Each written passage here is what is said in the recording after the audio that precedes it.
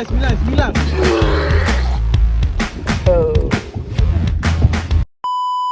Assalamualaikum guys. So kali ni kita nak pergi ke TMB Manjung bersama Pak Don. Okay, so trip ni target kita cuma Gut-Gerut. So kalau pergi dengan Pak Don ni, kita punya target satu Gut-Gerut je. Cuma pagi ni kita orang punya trip awal-awal tu banyak ikan kecil-kecil lah. So memang ikan kecil, ikan duri, ikan Gut-Gerut, ikan gelama. So dia kena sabar. So kalau tak sabar, memang koyak.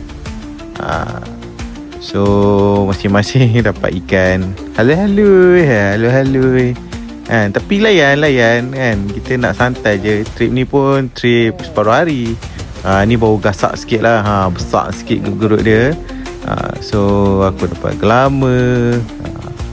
Inilah ikan-ikan yang ada dekat area sini. Tapi sonok lah, dia tak putus. So ikan tu sentiasa duk makan. Sonok lah.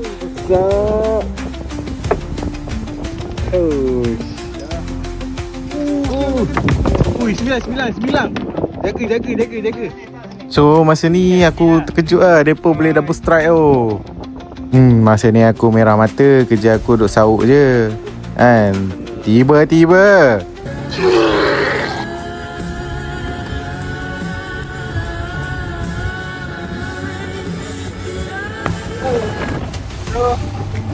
hasil lah ini. Pagi ni paling besar. Okay, so Gorgon dah datang. Kita bawa naik lah kan. Tunggu lagi. Tu dia Gut-Gerut Gorgon. So next pun Gut-Gerut, tak berapa Gorgon kan. Masa ni tengah rancak ni. Mirul pun duk tarik tu. Gut-Gerut dia pun bukan main calang-calang juga tu. Tu dia Gorgon juga. Tak mau kalah member ni.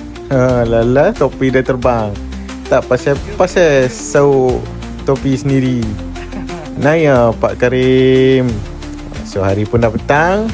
So trip kita hari ni agak menarik. So banyak je video-video Gorgon kami tak dapat nak rekod kan. So ni hasil dia. So Gut-Gerut kan, gelama pisang, jenahak, kerapu, sembilang, lepas tu ikan kecil-kecil. So puas hatilah trip kali ni. So sekian saja. Terima kasih.